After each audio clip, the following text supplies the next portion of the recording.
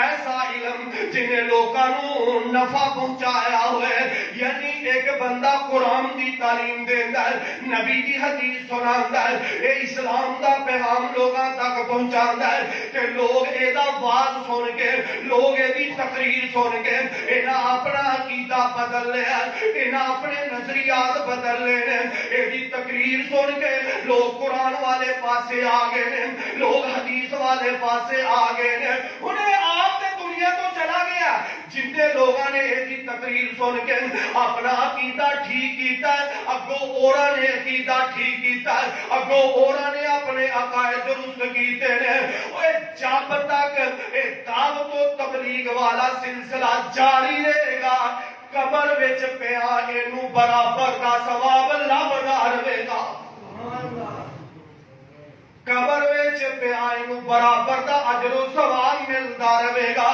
اور نمبر 2، پیارے پیغمبر علیہ السلام نے فرمایا کہ کوئی ایسا کام میں نے کیتا صدقہ جاریہ، او دا ثواب بھی اینو قبر دے اندر پہنچدا رہے گا۔ اور نمبر 3، نیک اولاد۔ نیک اولاد، میرے پاک پیغمبر علیہ السلام نے فرمایا اے بندہ جنت دے اندر دے درجے بلند ہو رہے ہیں، یہ عرض کرے گا اللہ میں نیکی کر سکتا نہیں، تقوی اختیار نہیں کر سکتا، میرا مرتبہ کیویں بلند ہویا ہے؟ اللہ فرماتے نے ہوئے میرے بندے جیڑی اولاد پیچھے چھڑ کے آیا، جس اولاد نو دین والے پاسے لا کے آیا، جس اولاد نو قرآن والے پاسے لگا کے آیا، ہن او اینی جوگی ہو گئی ہے، دعا او کرتے نے مرتبے تیرے بلند ہو رہے نے۔ او اولادو رب دا واسطہ نے کدی تے اپنے ماپیا واسطے 4 لفظ دعا دے کہہ چھڑیا کرو، کدی دے کہہ چھڑیا کرو رب رحمہما کما ربیانی صغیرا۔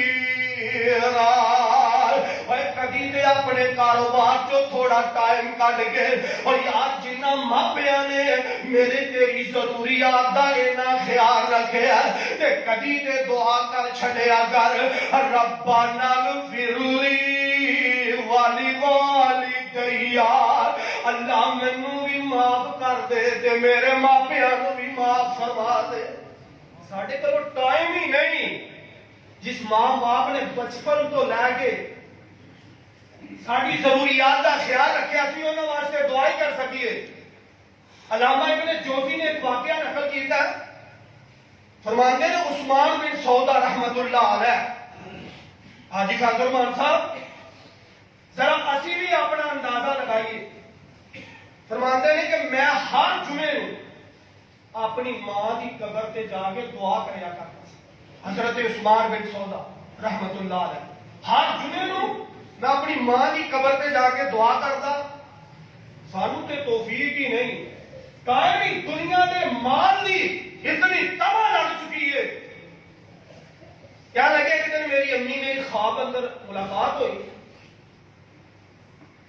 تے میں پوچھیا امی جی سناؤ کی حال ہے تہاڈا، کیسے ہو؟